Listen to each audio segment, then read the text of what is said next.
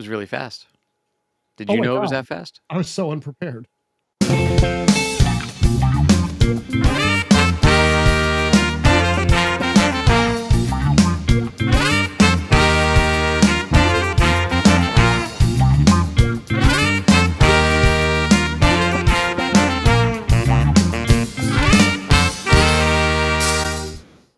Hey, everybody. Welcome to another episode of Geek Spot News. Frank's all loaded up on Mike and Ike's. Not just Mike and Ike's. Mike and Ike Jolly Joes. Jolly Joe. Wow. I am the one that doesn't know anything about something this week. I don't know what Jolly Joes are. Finish what you were saying. But I'm sure they're delicious. I'm Jack. That's Frank. Frank. Oh, hi. That way. Some way. My bad. We've watched the things. Some of the things we've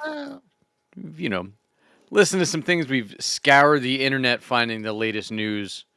We've got lists. We've got movie reviews coming up.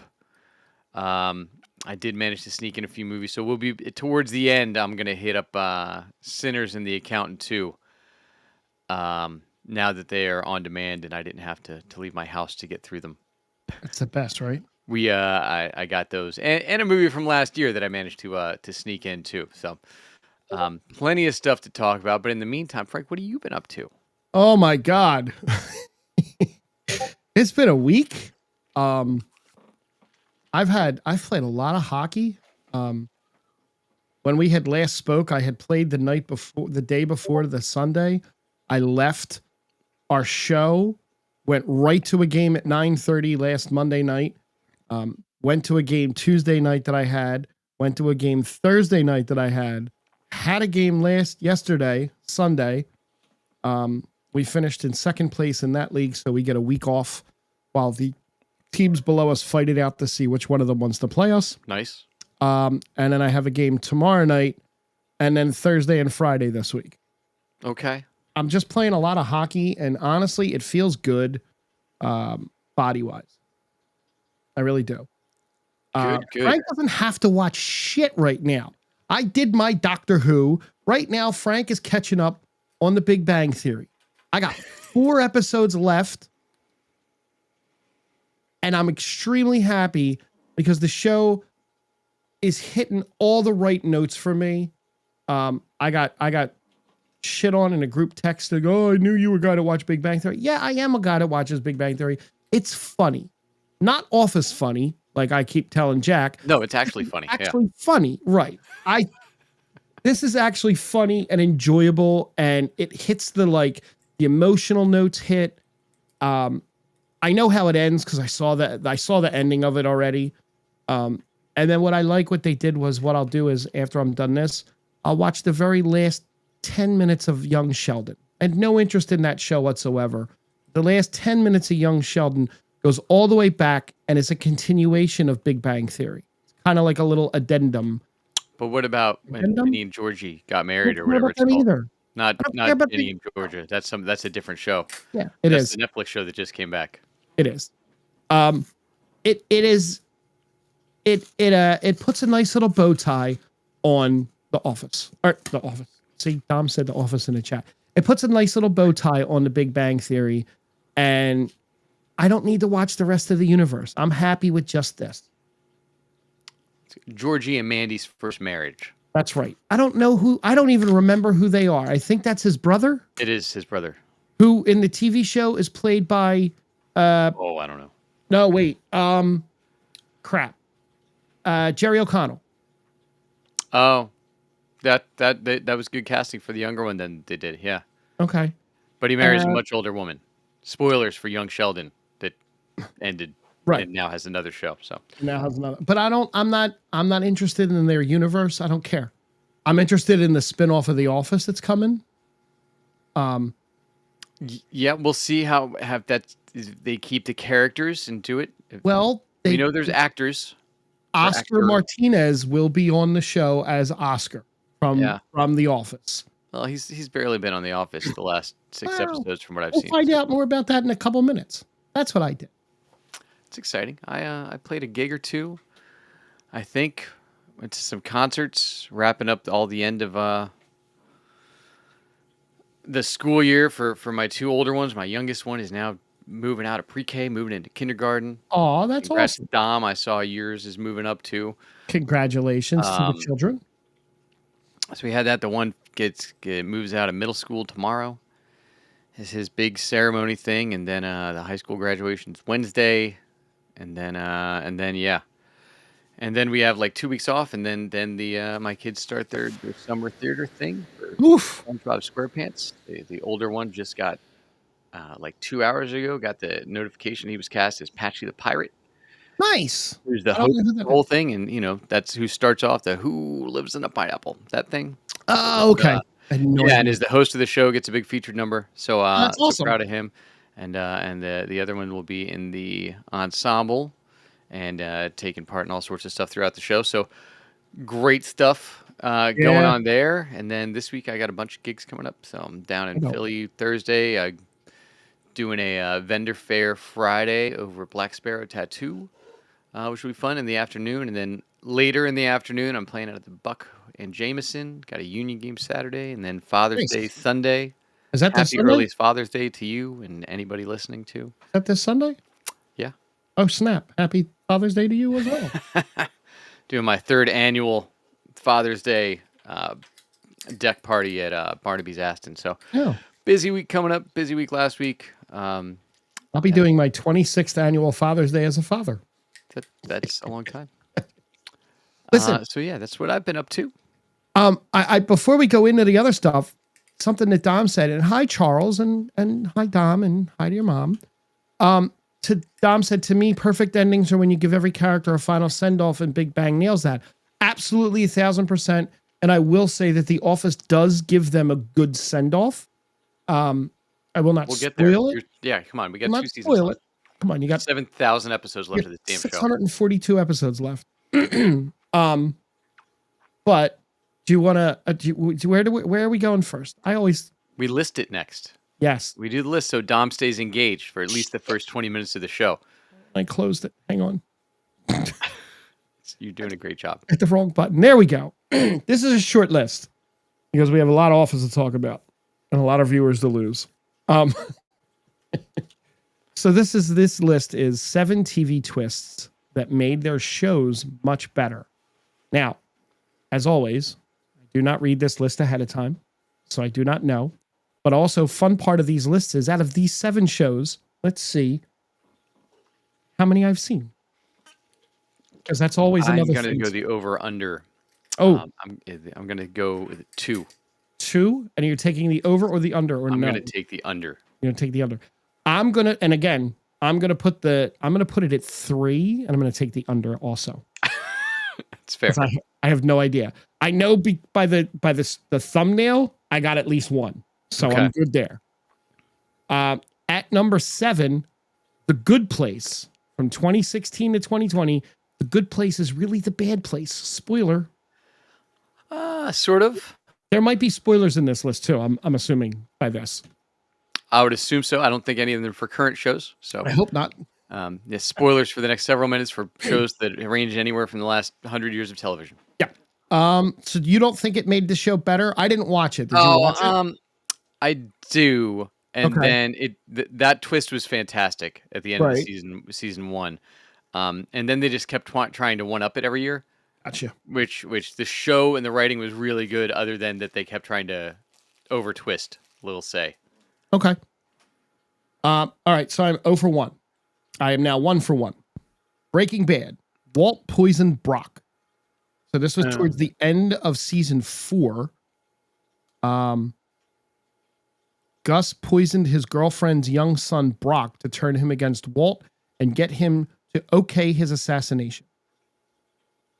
Oh, yeah. Did that make the show better, No. or was the show already just great? The show was already great before. I thought that was when the show started kind of wandering for me. It was towards Gotcha. that point.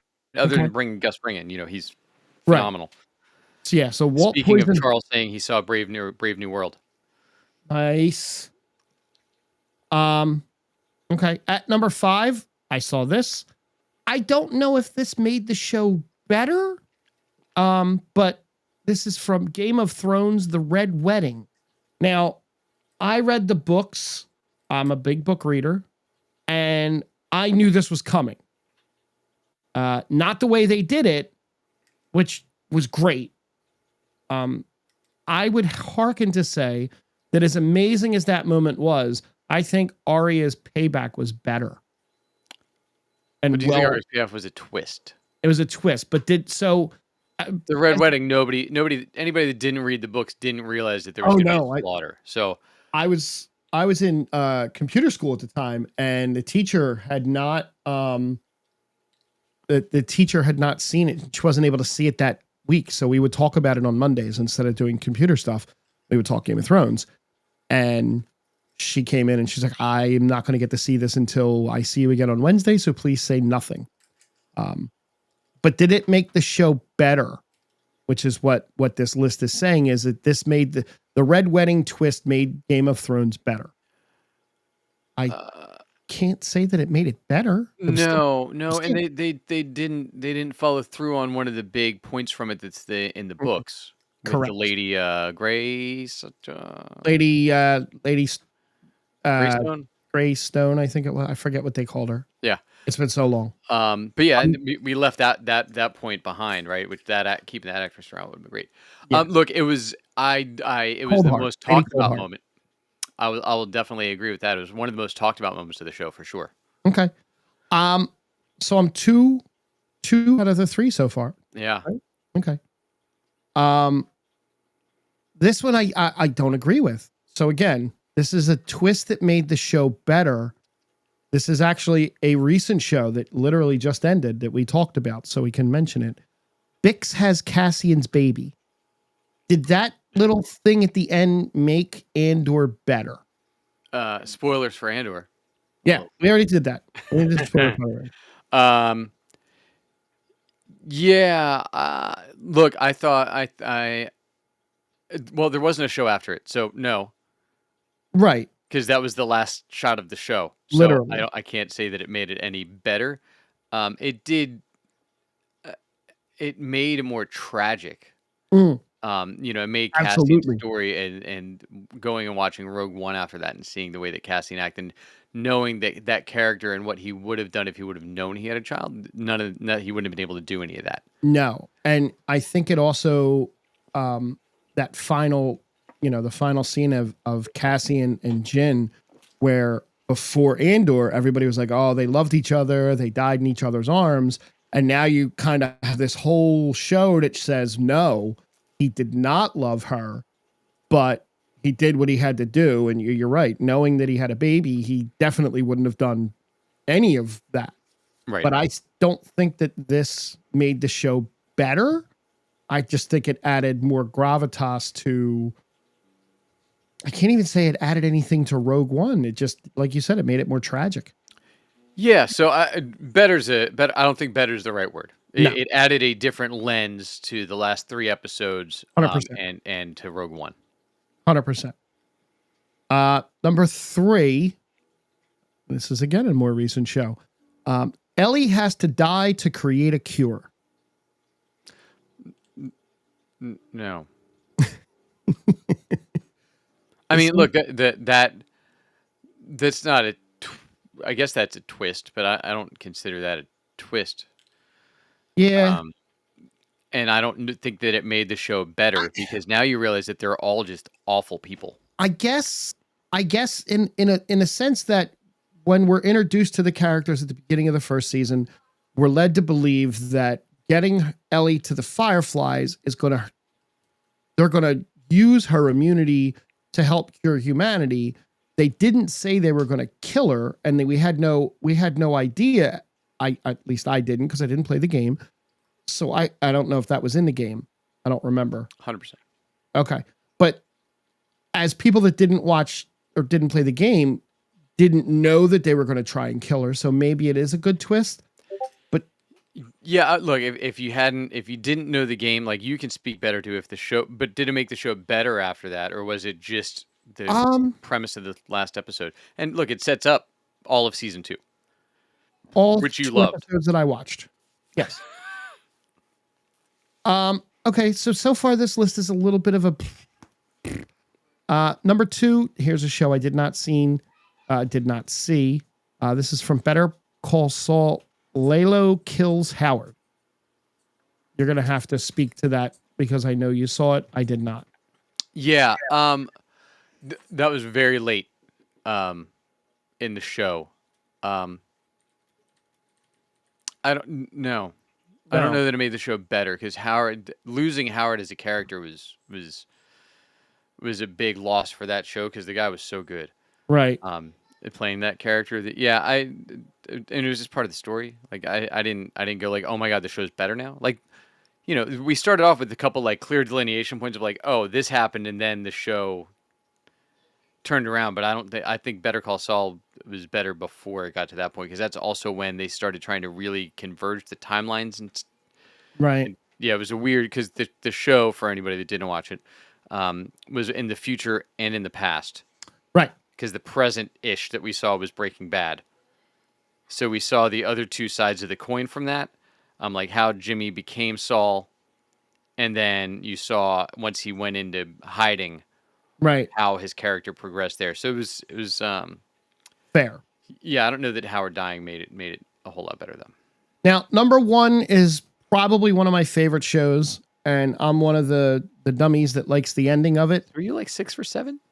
Yeah, dude, I've seen pretty Wow. much every one of these except Better Call Saul and the first one. So No. too. Yeah, this one hit way above average for me. The flashbacks are actually set in the future on Lost.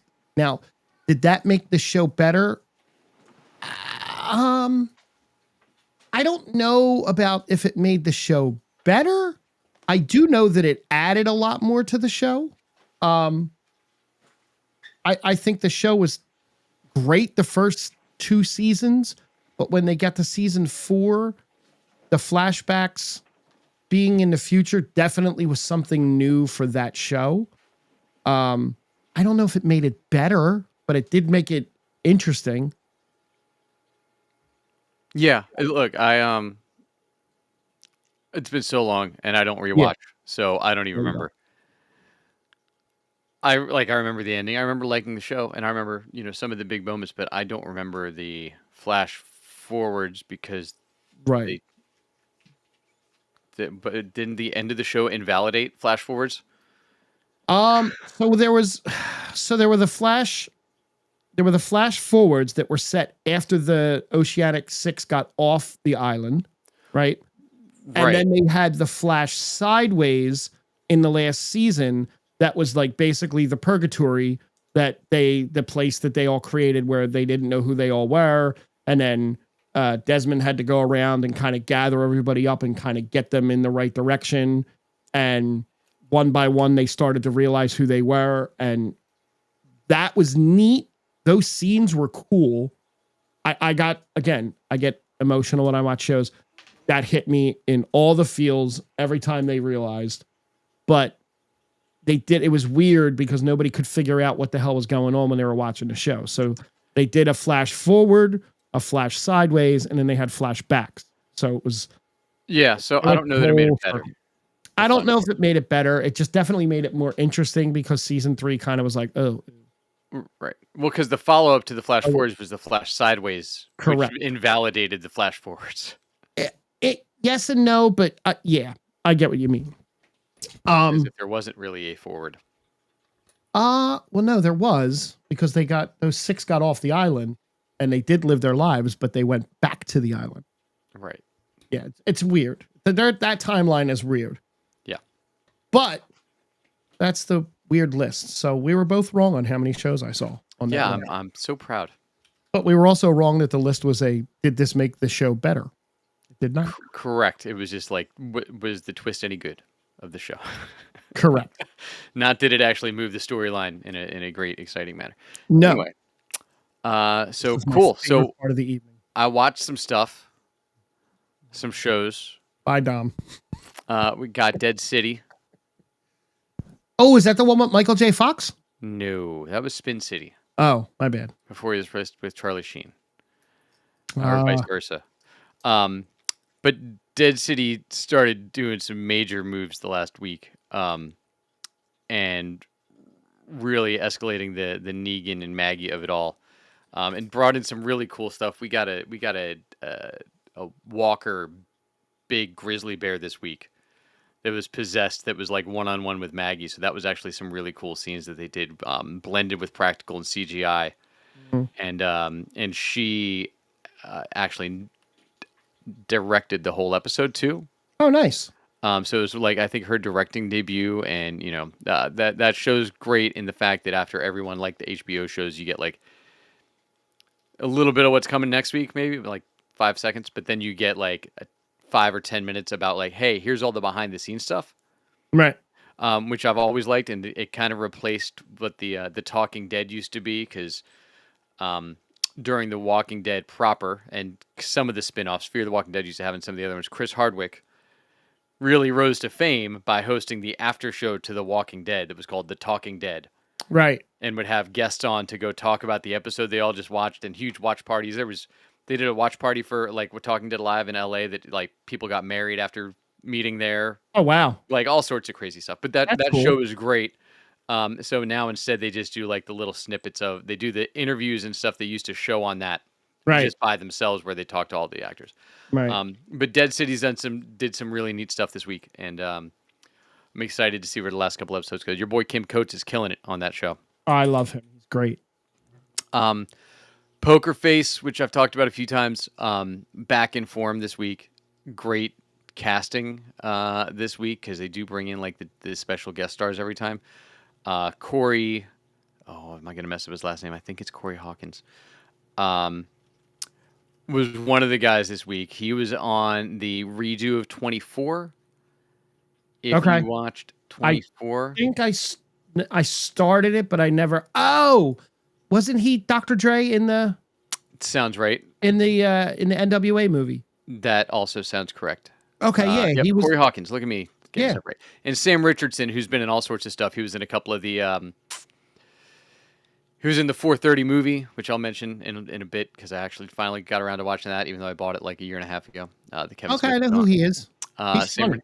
yeah, he's Oh. been hot lately. He's been in all He's been- sorts of stuff. Wait, is that the guy from Ted Lasso?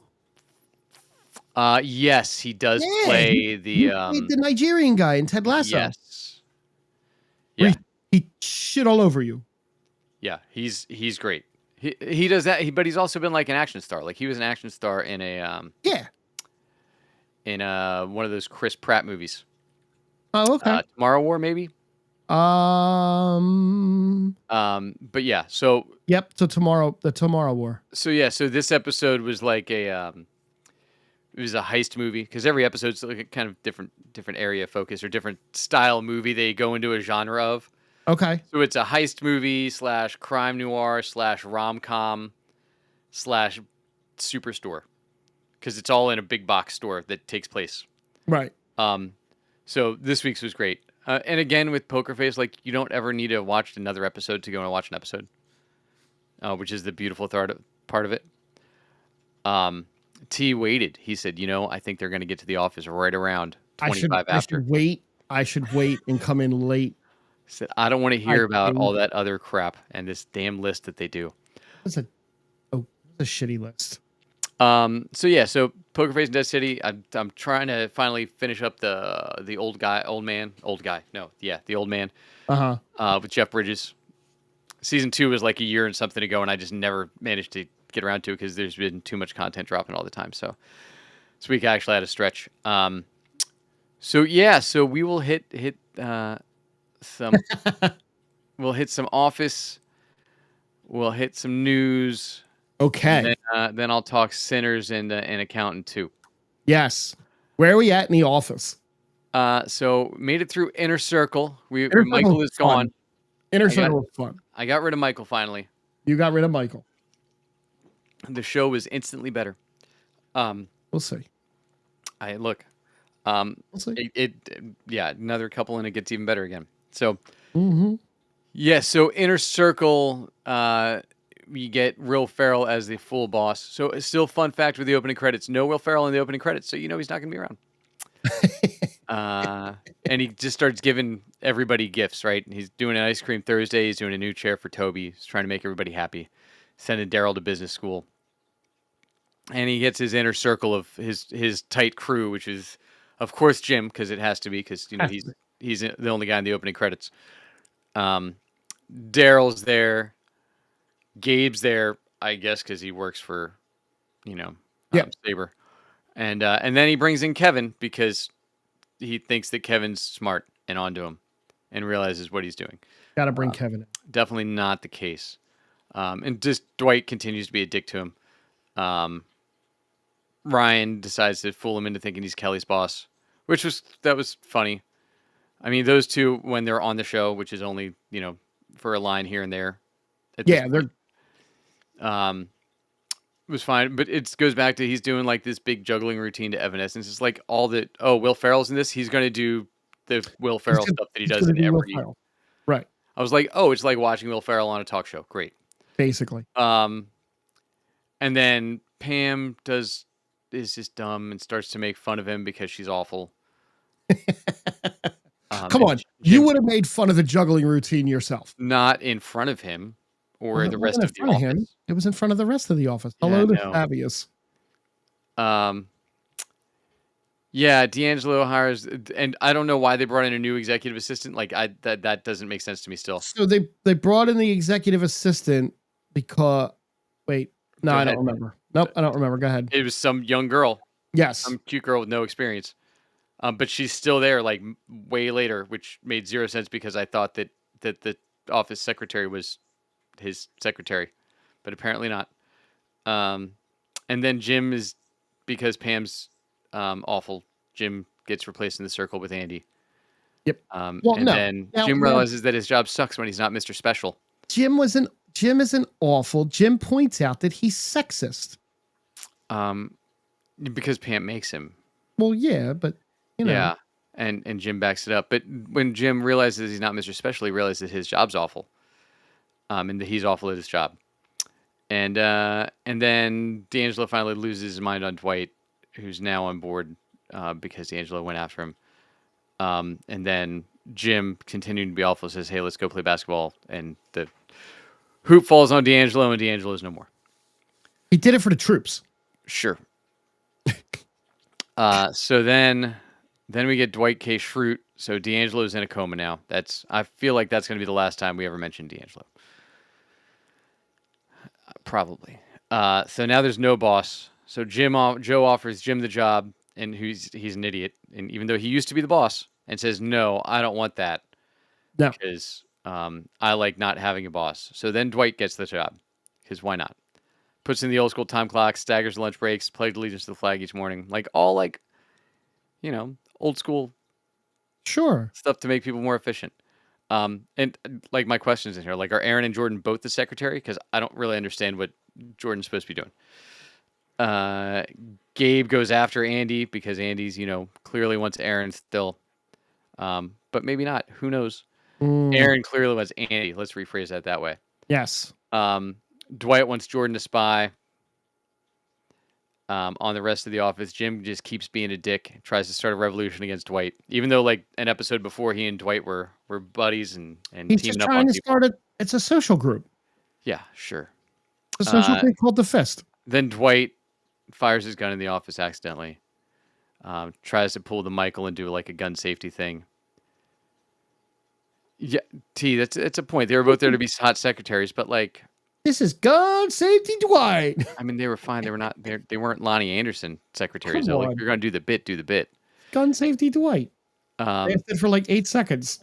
Yeah, and then he can't. Yeah, that's why he can't do it. Right. So then we get, and there Andy's deaf, which I did laugh at Daryl messing with Andy in the thing. He was like, I can't.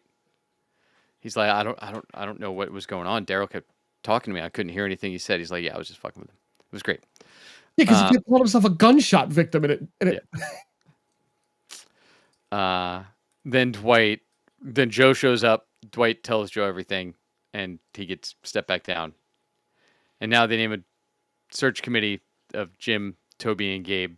Well, wait, so she promotes someone as manager. I wasn't there yet. Because that didn't happen until after she named the search committee. Oh, really? My bad. Yeah. And then they realize that it's based on seniority. because she asks who's the most senior member, and then you get the closing end credits is Creed in the office, Yes, setting up his stuff. That's the end of that episode. that's right. I apologize. Yeah, look, my notes are in order. I have You're copious notes on these you're episodes, organized. which is why it's such a slog to watch this damn show. Yeah, so that's where we get that. Look, that episode was fine. It was better than a lot of the Michael ones, especially towards the end there. It's better than any of the Will Ferrell ones. But now, like, we're focusing on Jim a little bit, which is annoying because I can't stand him.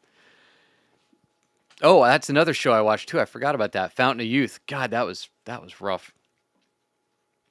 Oh, I'll talk about that in a bit. Unless I already did, I don't remember. So we get Search Committee, part 1. I'll try and condense this in part 2. So Creed speaks more in this cold open of this episode than he has in 7 seasons of the show. yeah. Talk about having a great role. Yeah, he just shows up and says something stupid every weekend. But this one, he gets to go off forever. No names in the credits this week, by the way. Mm. And then you get the litany of, hey, there must have been something going on with the ratings because they just bring in this litany of guest stars. Yeah, there was a lot of guest Go stars. and pump it up. So you get Will Arnett coming in, who's good. Jim finally learns Gabe's last name because you realize that Jim is still an awful person and doesn't even know the last names of his coworkers. And we get the Aaron might be Phyllis's daughter storyline and she's was born when Porky's came out. Because there was a big Porky's baby boom, apparently, according to Phyllis. According to Phyllis. Warren Buffett even shows up. That was great. Yep. Loved it. Yep. Dwight's applying for other jobs, but not getting any, obviously. James Spader was great. So his interview, I was like, this is the first salesperson that's ever been on this show. And it's 100% watching him was all like textbook stuff that I'd been looking for this entire show. Right. Of like actual salesman office behavior. Of like, let me do all these things and let me make it about you and let me connect to you. Like, that was the funniest thing I've seen on the show the whole time. Because I actually related to that in the whole sales pitch piece. I thought it was great. Where like everything was sex. It was everything in the sales, like every trick in the book was thrown out in the interview. It was great. Then Daryl interviews because he thinks the job's his. And he's talking about mammals and who milks who and doesn't. It went off the rails pretty quick. Then we get Ray Romano, another great guest appearance. Which was good. He was wasted in his, I think. But it's all right. Dwight's ready to fight Spader down in the coffee shop. It was silly. But gets Dwight re-engaged, right? Yep. Angela is engaged. Oscar has some great lines. To the state Every senator? time they talk about the state senator, Oscar stuff is great. Yeah. With the ring, and he's like, well, yeah, but it's Angela and a gay guy getting married. I'm going to that wedding. It's got to be fabulous. I was like, oh my God. Then Andy finally interviews. Gabe digs in on him. Kelly interviews. Whatever. Dwight bursts in, demands an interview. They say no. And then the Ricky Gervais interview was fun. Yep. And then Creed's trying to sabotage everything in the office, which they really didn't go far enough on. That there was a lot more to explore with what Creed was doing. 100%. Like the Creed got that opening part, and then they made it not about Creed, and the show could have been so funny if they would have just dug into Creed for like 2 episodes and let him just dismantle everything. Would have been great. Second part of it, they're still searching. Catherine Tate comes in, which is great. Ryan finally calls out Jim for being Jim. He's like, James, just why don't you try to not be Jim for a little bit? I'm sure you loved that part. Like, look, go Ryan. Thank God they put you in for 30 seconds this episode. Then Joe shows up. Kelly rats out Gabe for being awful and dating a coworker and trying to sabotage everything and all of those things. Dwight does the bandages thing when he comes into the interview, which is rough.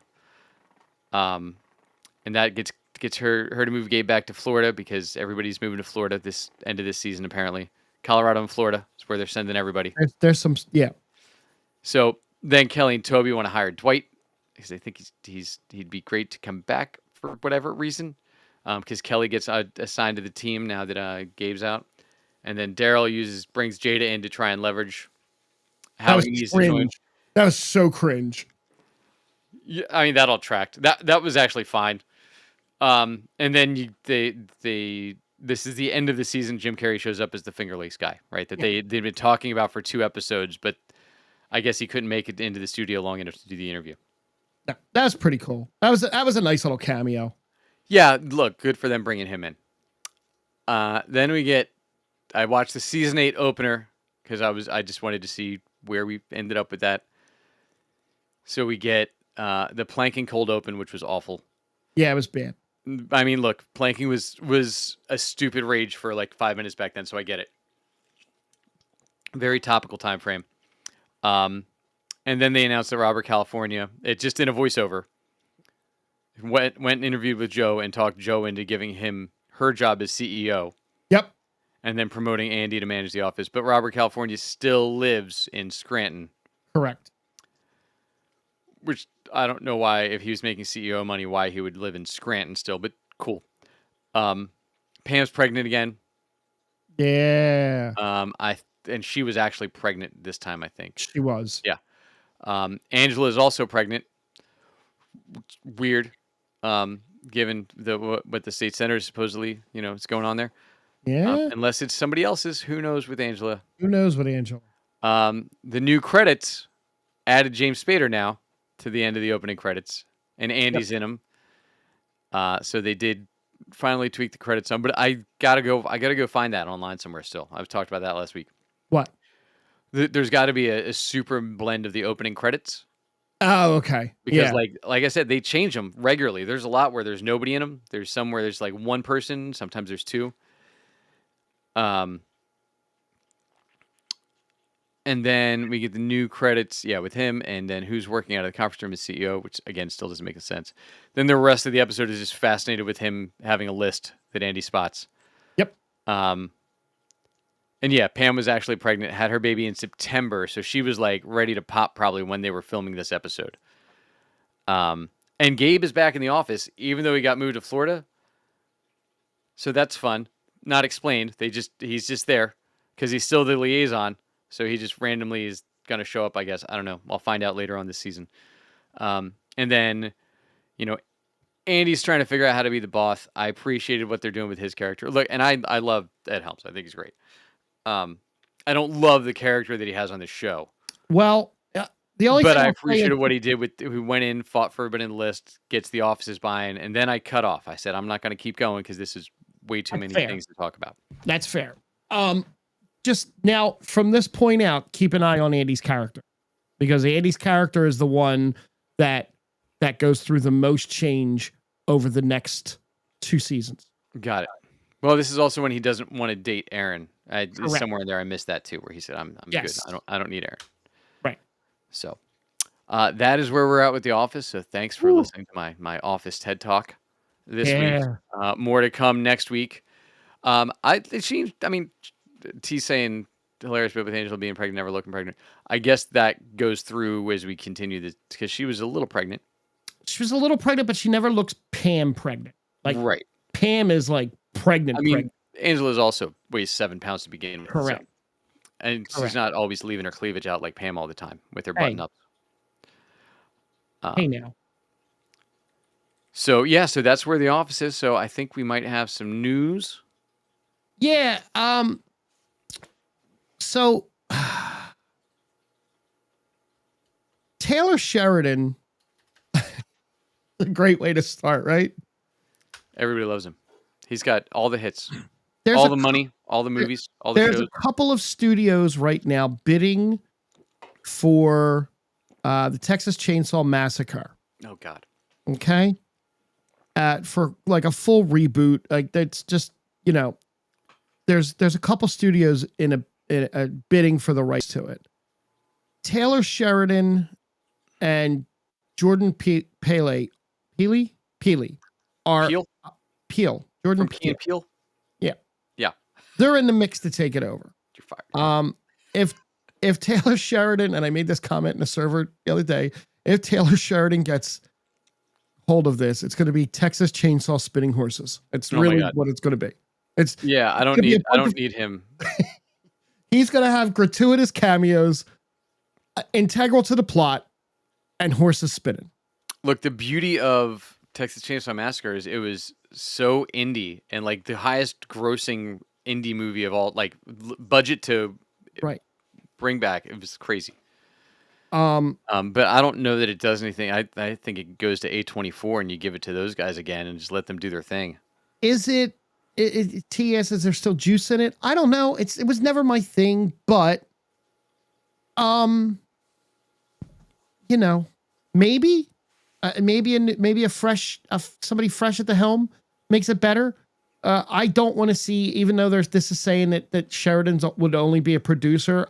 I don't really kind of want him, you know. Yeah, look, you'd never watch it either way because No, I wouldn't. But like you don't need to bring back Texas Chainsaw Massacre. Like Fitting's a gonna lot of open- those, a lot of those are definitely movies of the time, yeah. which they're not going to translate to a younger audience. No, and the 2022 Texas Chainsaw Massacre movie has a 22% on Rotten Tomatoes. So, Because you know what won't work in Texas Chainsaw Massacre? Cell phones. spinning horses. Oh, bidding's going to open on Monday, which is today, and there's 5 to 8 studios bidding on it. So, Nice. I guess we'll see maybe next week who won the bidding if they do that.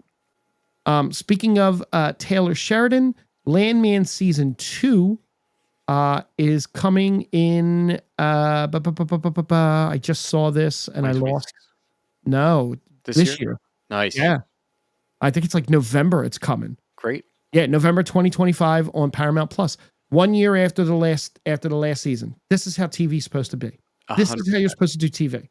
Because then I won't. I'll still remember some of Landman.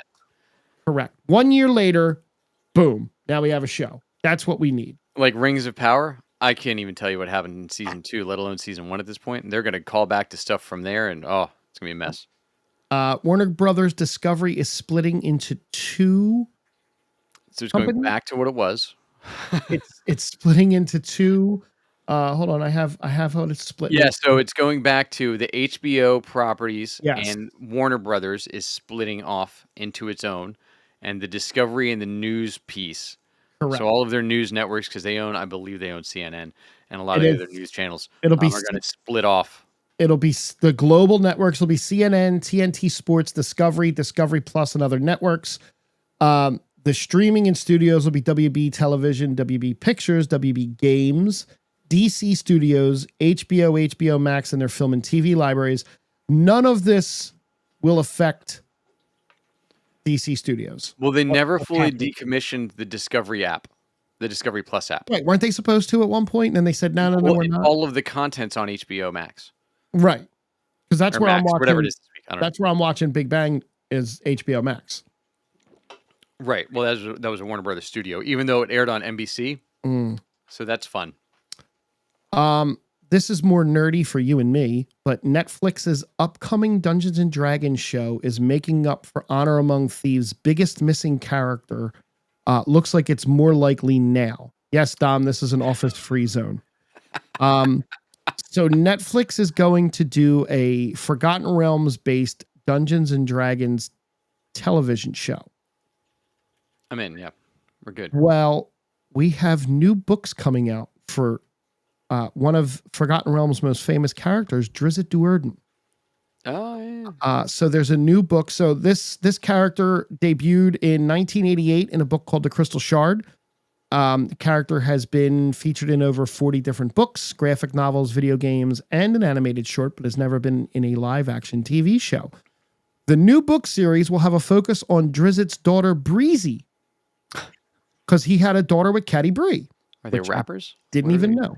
Yeah. No, well, she's got a Dungeons and Dragons name that's I didn't take time to learn it. It's longer and it's fine. I'm kidding. I know.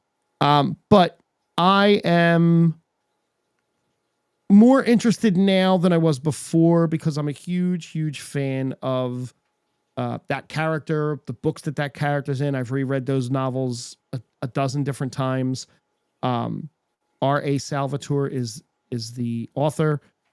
They're really good books. He wrote all of the books, didn't he? He wrote all the Drizzt books. Yes. Drizzt has made cameos and Yeah, other. he wrote the Canonical Chronicles. He wrote all sorts of Forgotten Realms stuff. Oh yeah. He's a monster. He's a monster writer for Forgotten Realms. I'm looking really fast now. There's a fun one from the Last of Us creator. Everybody keeps asking me why did you kill off Pedro? Oh and yeah, he's yeah. like, hey, look, Pedro's alive, and he's literally in every other thing that you're going to see this year, so you're good. He doesn't need to be in The Last of Us for the whole thing. So I thought that was actually kind of funny. That was funny. There's 331 results for the books that R.A. Salvatore's written. Sounds right. There's a lot of short stories too that are in other compilations, right? Oh yeah. But most of his books, like if you go to Barnes and Noble now, you'll see The Legend of Drizzt at the top, and that's like the majority of what he did. He did a Star Wars prequel trilogy. Nice. Actually, he helped write the prequel trilogy. And then he's got other D&D books and other books in general. I find him a really good author. Where else was I? That. It was a relatively slow news week in the Geek world. So there was a James Bond trailer that dropped for the new video game, though. Oh, that was absolutely fantastic. It's for the PlayStation 5, I believe.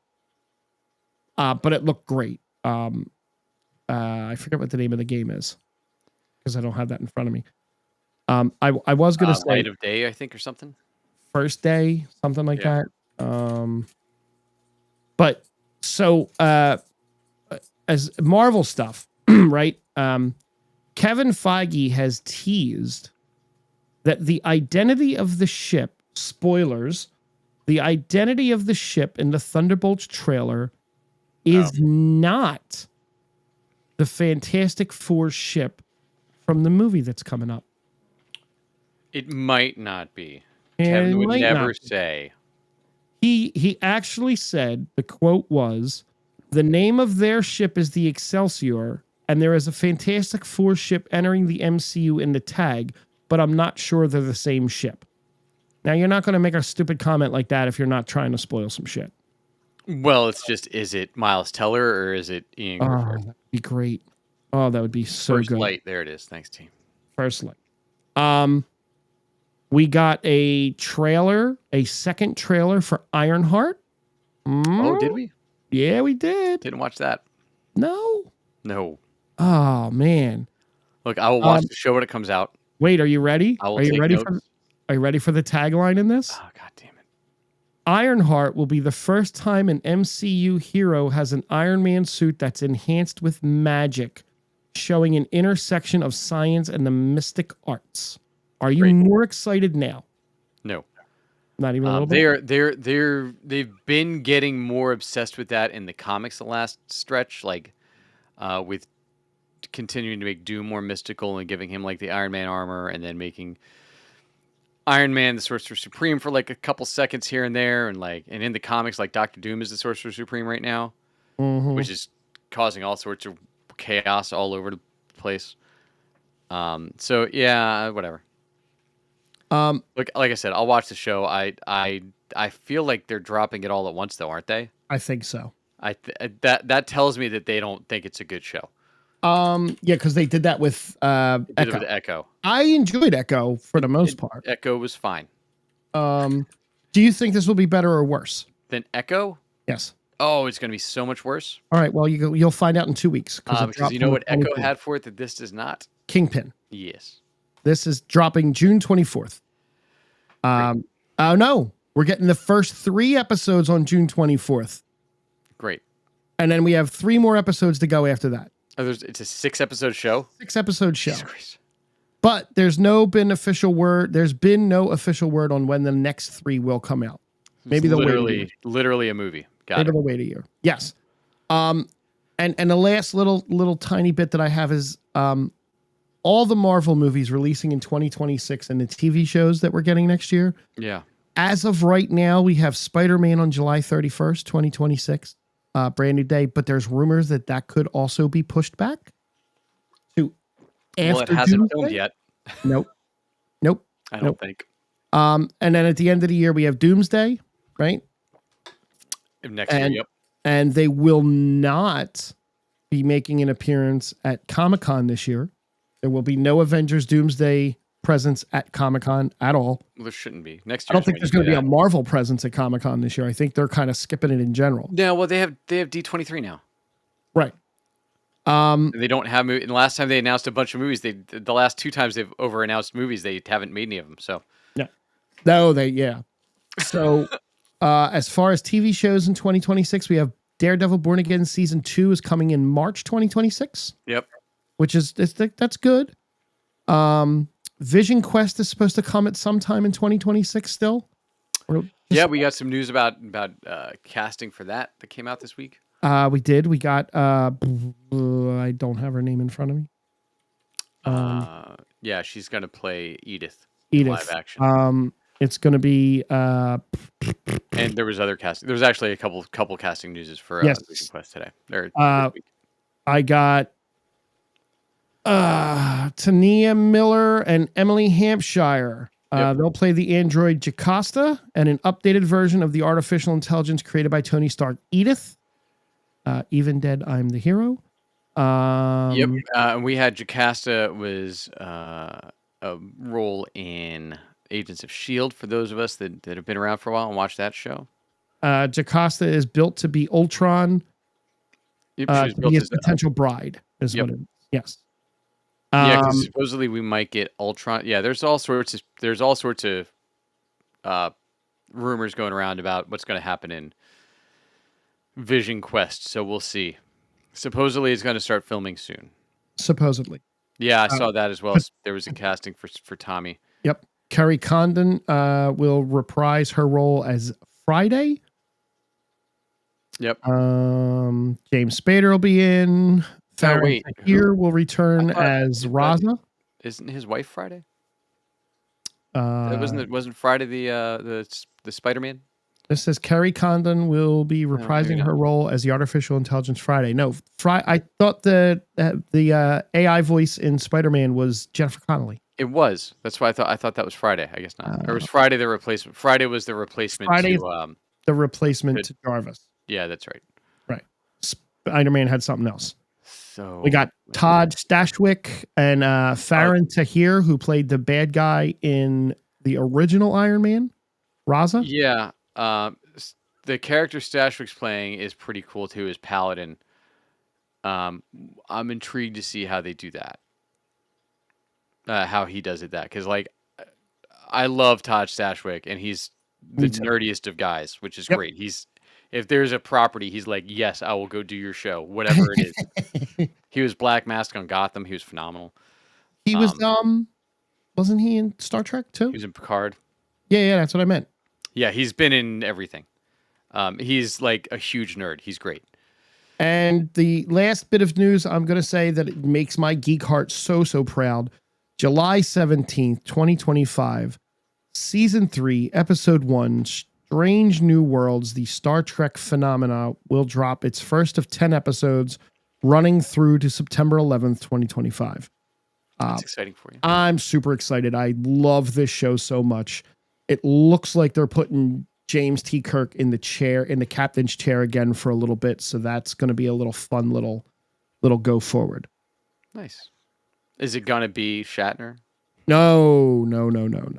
No, it's I mean, you got to do one where he gets aged up and it's Shatner, right? It's Paul Wesley. I hope not. I will say one final tiny little thing. I found this guy on YouTube. Okay. I'm going to give a tiny small plug. This guy's name is Rowan J. Coleman, and he does these retrospectives. And I found one by accident. It was a Stargate retrospective, and I have since done nothing but watch this guy's videos at work while I'm working, of course. Mm-hmm. He did a retrospective of every Star Trek movie. He's done Stargate, all the Stargates. He's got all the Superman movies. Some of them are real long. Some of them are real short. This guy's pretty good. He gets real real in depth and does a lot of like has a lot of behind the scenes information about stuff. But I mean, he started. I want to say the first video I watched was from like 6-7 years ago. Mm. It's really really good stuff. It's a fun little watch at work or listen actually. Yep, that's nice. Yeah, but I like those kinds of things. And now you had stuff. Yeah, so couple movie hits, and then we'll head out. So back when it came out last year, our friend of the show, Kevin Smith. Friend of the show. Look, you got pics with him. He's a friend of the show. He is a friend of. He released the 4:30 movie last. I think it was last year, maybe 2 years ago now. I think it was last year. Just he bought a movie theater, so he was like, I'm gonna use this as a set and film a movie here, which he did. Which Sam Richardson also in that, by the way, to bring it full circle. Nice. He if you haven't seen it, but you've seen Kevin Smith movies, you've seen it. It's good. It's a totally enjoyable Kevin Smith movie that follows all of the same things. Like, hey, bunch of dick jokes, bunch of sex jokes, bunch of 80s humor that like you have to remember the time to get all of the references in there. Typical Kevin Smith stuff, and then the best friends fight. One of them meets his hero. The hero gives him some inspirational words that he goes, "Oh, I get it now." Returns to the friends. Everything's great, right? The typical stuff that you get in, as I said, any Kevin Smith movie. Right. But if you have the time and you have the means to go see it, it is perfectly enjoyable if you enjoy Kevin Smith stuff. And it stars his now future son-in-law as the the lead, Austin Zazier, who's marrying Harley Quinn Smith. But I will say that what is his name? Ken Jeong is fantastic in it. He plays the manager of the movie theater who drives like a 1966 Batmobile. Oh, that's awesome. And he's just so over the top the whole time. He's great. But like typical, again, Kevin Smith, like all of his friends are in it. You get like Method Man shows up for a minute. Ming Chen from the Comic Guys is in it. Sam Richardson is in it. Ken Jeong's in it. Justin Long shows up. Dante and Randall, not Dante. Randall shows up in it. Dante's dead. All sorts of his guys. No, well, not as Randall. I know. He's just a dad that flips out on some of the kids. But yeah, great. Oh, Kate Micucci is in it as well, who's hilarious. If you've seen any of her comedy stuff or music stuff, she's fantastic. She was the love interest in Raising Hope. Okay. Back in the day, which was, if you didn't watch that, go watch Raising Hope on reruns. It's a hilarious comedy. But yeah, so 4:30 movie was good. I will hit The Accountant 2 real quick because there's not a lot to spoil in there. But I have no idea how this movie didn't do well in the theater, because it is definitely a movie theater blockbuster. But somehow, like 3 weeks in, maybe it's 3 weeks in, is already out on Amazon Prime. Damn, movies just don't stay in the theater long anymore. Well, it didn't make any money. Yeah, April 25th. So I guess it released a little longer ago than I thought. But not that long, right? It's not even 6 weeks. Yeah, pretty much. Budget was 80 million. It grossed worldwide 102. Wow. So not great. No. Because with advertising, which they didn't really advertise, which I think hurt it. Right, because I barely knew it was coming out. But like Ben Affleck and John Bernthal need to be in every movie together from now on. Their chemistry in that was fantastic, and I thought the movie was an absolute blast. And Cynthia Addai Robinson, who's the third like main cast member in it. Yeah. She's in the Lord of the Rings show, Star Trek Into Darkness. She played a little bit in. I'm trying to think of what else you might know her for. She was in Power, Chicago Med, Shooter. She was in the show Shooter for a while. Oh, okay. She was in Arrow. She was Amanda Waller in Arrow. There we go. Tied back to the show. Yeah. She's great. Okay. But yeah, the watching Ben Affleck and Bernthal both get to play like. So the backstory to The Accountant is he's a brilliant person who's Right. who's who has a condition He has a as a condition. savant, right? So like Yes. normal life's not his thing. Yes. I got Um, kind of like Sheldon. kind of, but he's also like a professional killer. Right.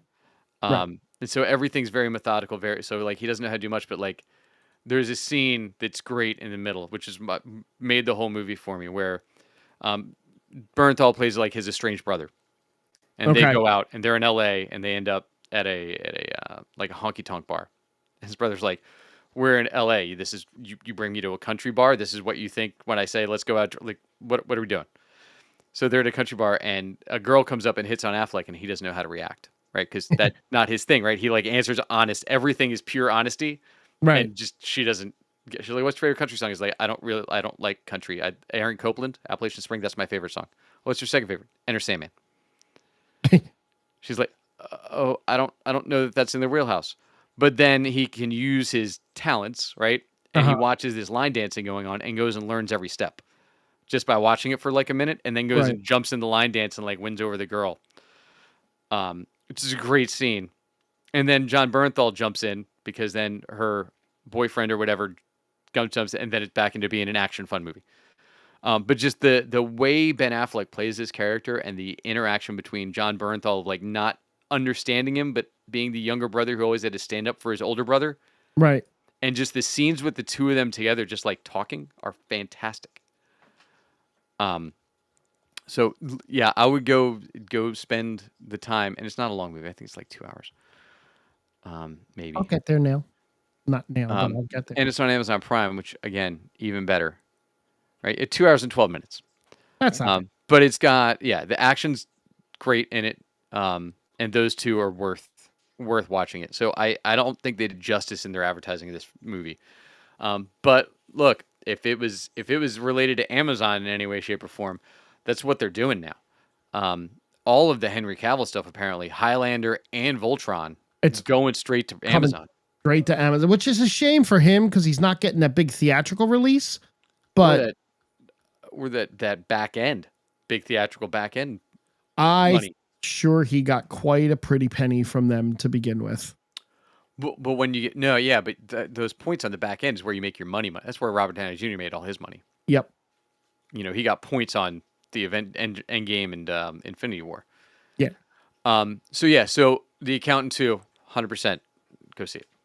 And then I had heard so many wonderful things and amazing things about Sinners that I even spent the money and bought it when it came out Wow. because people talked it up so much. Not a great purchase. No.